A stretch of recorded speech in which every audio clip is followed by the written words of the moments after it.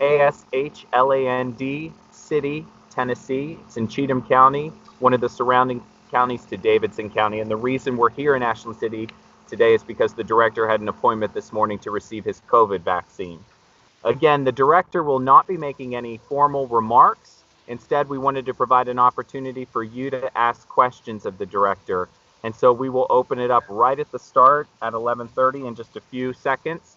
Want to make sure, too, that we get to as many of your questions as possible, but the director is on a tight schedule, so we'll have to cut it off after a certain period of time. I want to thank you so much for making the time for us today. I'll mute the mic and we'll get started in just about 1 minute time, and of course I will turn on the camera. Thank you.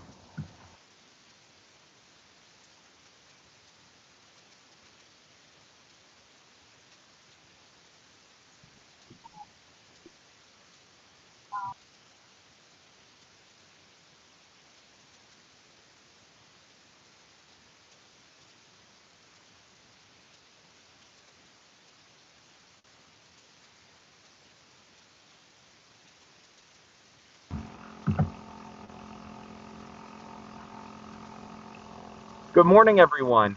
It's 11:30 Central. We'll go ahead and get started. I'm Josh DeVine, Communications Director for the Tennessee Bureau of Investigation. We have Director David Roush here to answer your questions. He's not going to make any remarks. We just wanted to make this an opportunity, a casual opportunity for you to ask questions about TBI, our involvement in this investigation, and some of the developments that we've been able to contribute to over the past 24, 36 hours. So without further ado, I'll go ahead and turn it over to Director Roush. If you would do me a favor, those of you participating in this availability, if you'll mute your microphone if you're not the one speaking, that'll certainly help. And if you'd like to ask a question, feel free to open your microphone and do so at that time. Thanks so much for your grace and for your patience. These are weird circumstances that we find ourselves in as an agency culturally right now, and we appreciate your patience. Director? Thanks, Josh. Thank you all for joining us this afternoon, this morning. I'm happy to take any of your questions at this time.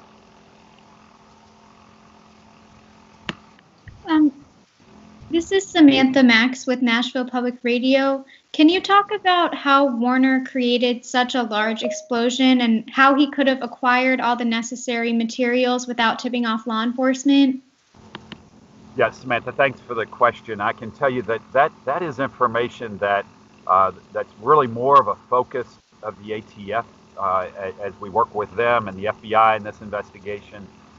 They're working on those details at this time, and so I really can't give you any specifics on that because that's more of what ATF's role is in this investigation. Hi, this is Natasha Chen with CNN. Yeah, go ahead, Natasha. This individual, if he had come up on your radar at all with TBI prior to this incident. Yeah, thank you, Natasha. And that question was asked yesterday or last evening as well in the news briefing that we had, and he has not. He was not on our radar. He was not someone that was identified as a person of interest for the Bureau, and so we were not familiar with this individual until this incident. Director, this is Holly Meyer with the Tennessean. Go ahead, Holly. I wanted to find out, can you share what TBI is doing to contribute to figuring out the motive of this crime? Yeah, absolutely, Holly. The question is about what TBI's role is in helping and contributing to determining motive. Our agents are working very closely with the FBI and the ATF, as well as with Metro Police Department, Metro Davidson Police. We're all taking pieces of the puzzle, working to determine what the motivation was for this individual, and basically what's happening is we're all going and doing interviews with various subjects that either knew the individual specifically or neighbors. Some of that is taking place. Our agents specifically are questioning neighbors and around family members, trying to get some history as best we can. And so that's really the role that we are doing in terms of the motive side is interviews to assist the FBI in helping them in trying to determine what it is that caused this individual to do this. Hi, this is Nikita Dennis with WBBJ in Jackson, Tennessee. Do we now know the explosive device that Warner used to cause the bomb? Okay, it was faint, but I think what I heard was, do we know what the device was or what was used? We do not at this time. So where we're at on that right now is evidence has been sent to Quantico, and the FBI is analyzing that evidence as it's been going on for since the first pieces of evidence have been collected. So they're analyzing that evidence to determine what the objects, the substances that were used in for the explosion. This is Natasha again with CNN. Sorry, I forgot to ask if you can speak to whether he had his dog with him at the explosion site and whether the dog perished. Yeah, Natasha, that we don't know yet. That's still information that is we're trying to determine all of that detail at this point. This is Rachel from the Tennessean. I'm wondering if you can kind of paint a picture of how wide the fireball spread. I know that lots of buildings and several blocks were affected, but just the videos show it almost taking up a whole block. Is there a way you can kind of give us a measurement of how far the explosion itself actually reached? Yeah, thanks, Natasha. In terms of the size of the fireball, I've seen the same footage that everyone has seen, and I don't know that I can estimate that other than to tell you that it was quite a swath. I have seen, I've been on site. The several buildings, obviously for that entire block, are charred. In terms of the size, I couldn't even start to estimate. I can just tell you it was obviously very devastating. That block especially, those buildings there, all very charred in terms of the impact of the explosion. Hi there, this is Mark Morales with CNN. How you doing? I was hoping to ask about the VIN number of the vehicle. How were you guys able to determine it? How were you able to find it? And how were you able to figure out the vehicle and its origins and how he was able to use that car? Yeah, thank you. The question was about the VIN number on the vehicle and how we were able to determine, the information regarding that vehicle. We work very closely, again, on site with the Tennessee Highway Patrol and with FBI and ATF, trying to determine the identification of that vehicle. There were various pieces that basically, as a puzzle was being put together, that was part of the puzzle, is putting together the pieces of trying to read a VIN number or some other identifier that would give us what we needed. There was contact, obviously, with the manufacturer to discuss where that information would be that we could find, and so that was all part of that. There, a big piece of that was obviously information that we received from the public, and so that also played into this. But there were a number of techniques that were being utilized. Our forensic scientists were on scene. They were utilizing techniques that we use on getting serial numbers off of firearms, utilizing chemicals to do so. And so they were doing that. We did some infrared technology, video processing. And so there was a number of techniques that were being utilized. Fortunately, another piece was found that the numbers were clearer on, THP, then was able to use that, and of course this is something they do frequently in crash scenes, and so they were able to take that and their CID, their criminal investigators were able to assist in positively identifying that vehicle. This is Joshua Cole with News 4 Nashville. I know that we've talked, or we learned a little bit about his prior one charge of marijuana, but anything else about his history with him working in IT or the 5G paranoia that you could speak to?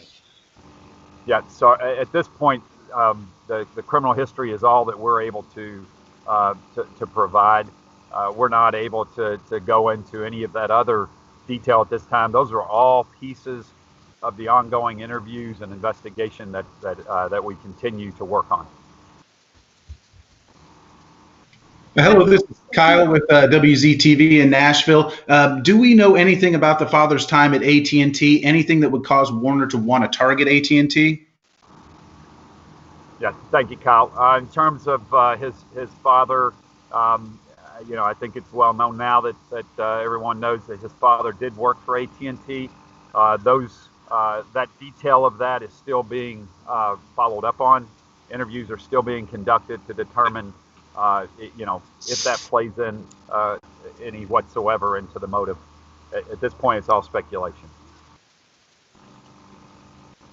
Director Roush, this is Hannah McDonald from News Channel 5. I think one of the most impressive things is how quick the police work was done to make that match. We heard that there were 500 tips after day one. Can you speak to what stood out about this individual and what led police to really try to make this match happen? Yeah, Hannah, thanks. So in terms of first and foremost, the calls that came in from the public were absolutely key to the identification, at least with a name of a direction for the investigation to take. At that point, then it was attempting to take the evidence that we had, and that's what took place. So we had some tissue at the crime scene. That tissue was then provided to both the Tennessee Bureau of Investigation for our forensic scientists to process, as well as to the lab in Quantico with the FBI. Then there were additional items of evidence that were collected because we then had a name to compare when we did the DNA analysis, and so we were able to go to locations to collect additional forensic evidence to test for DNA. That DNA evidence was then matched, compared, and it was matched by our forensic scientists. And it was a strong effort. They were focused solely on this case, and were able to do an excellent job of making that match. And so it was. I understand that it is quite impressive. It is to me, and it is to our team. We're very proud of the work that was done by our team to make that match so quickly. But it was, they followed their science. They did everything that we would normally do in conducting a DNA match. The great news was we had something to compare, and that's how this was made and done so quickly. Was the tip that someone recognized the RV? What made that tip stand out so much that Anthony Warner was the direction authorities went in? I'm sorry, I didn't catch the first part of that question. What was so strong about the tip about Anthony Warner? So, without going into too much detail, I think when the tip came in with his identification, it led investigators to dig deep into that, what we could find, and there were some obvious things that we've seen now, the pictures that you have seen, to be able to make some connections there. Last question, please. Can I do? This is Natasha with CNN. A couple of follow-ups. One about his mother, and the other about the box truck in Lebanon. So first about Mr. Warner's mother. In what capacity has she been helping you with your investigation? We understand it might have been her DNA that helped confirm his identity, and I know she's sued him in the past. as far as the box truck goes, in what way was the recording similar to this one? And is that case being looked at in conjunction with this or completely separately? Yeah, thank you. So Natasha, so first on the mother, she has been cooperative with investigators, and that's about as far as I can go on that piece. I can just tell you she's been cooperative. In terms of TBI's comparison on the DNA, we did not do familial DNA. So what we did was comparative of the two, one from the scene, the evidence we had from the scene, and then the evidence we collected from a vehicle. We collected gloves and a hat from a vehicle that was owned by the subject, and so that's how our comparison was done. In terms of the second part of your question, I'm sorry. Let me. I don't. I forgot the second part. Oh, it's all right. It was about the box truck in Lebanon yesterday. It was pulled over because of. Right. Yeah. Yes. I'm sorry. Yes. So the box truck. In terms of that was the information that was relayed, and that was not, TBI was not involved in that. That was Highway Patrol. I think Rutherford County Sheriff's Office was involved in that. I know ATF was involved in that. So yes, obviously that is being reviewed in light of the incident. However, I can tell you from the conversations from last night and this morning, there is no connection other than the individual taking advantage of the situation, and we are trying to determine if the recording was similar or the same recording. Thank you all so much. And that is going to do it for us at this point. Again, thank you so much for understanding and for having a bit of grace with us. We realize this is not the typical kind of forum that we would normally do this type of an availability, but the director's on a tight schedule and we wanted to provide something to you. If you have any follow-up questions for our team at TBI, you can send us an email to tbi.media@tn.gov. With that, we'll conclude the call. Thank you so much for your time, and I hope you have a great day.